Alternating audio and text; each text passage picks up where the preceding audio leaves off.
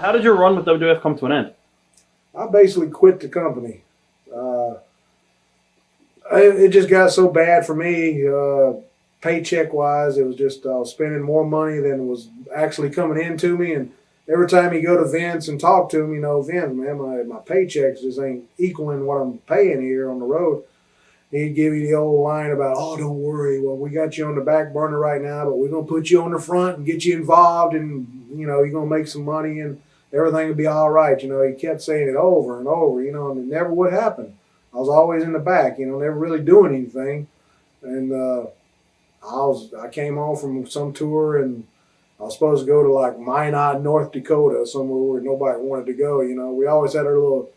Anywhere on the East Coast was all right because you knew the paydays were decent. But if you was on the other end going to Minot or Canada or somewhere, you knew you was on that was the crew that wasn't gonna make no money for the week, you know.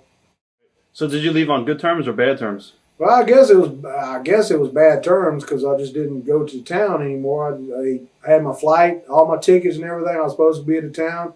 I got up that day and said, "Man, I can't take this no more. This is it."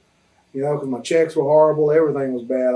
All I was doing basically every night was putting guys over. You know, just every night, just doing the favors every night. Wasn't getting nothing. You know, wasn't doing nothing with me. I said, "This is it. You know, I can't take this anymore." So I just didn't show up at the town. They called like a day later, you know, and it was Pat Patterson or somebody, you know, saying, "Well, Vince, is it all right? You want to speak with Vince? All right, you speak with Vince." Yeah, I'll talk to him. Like, what am I going to do? Huh. You know, and Vince said, "George, what's the problem? Blah, blah, blah. This isn't good business." Huh. I said, "Well, Vince, we had these talks several times about my paychecks. You know, I can't afford to be on the road, and I got bills both sides I'm paying. I'm paying home bills and on the road bills. And Slick really wasn't on the road that much at this time. They'd taken him off the road, the managers. Right. So I was basically by myself every night, all expenses, you know." You know, he's like, "Well, you know, we got something coming up." I said, "Man, I've heard this before from you, Vince. You know, I hate to do it this way. I know it's bad business, but I can't take it anymore, Vince. You know, blah, blah, blah." "Well, George, you know, this isn't good business." "Well, yes, Vince, I understand that, but I just can't take this anymore. You know, you keep promising me things and I never get them, you know."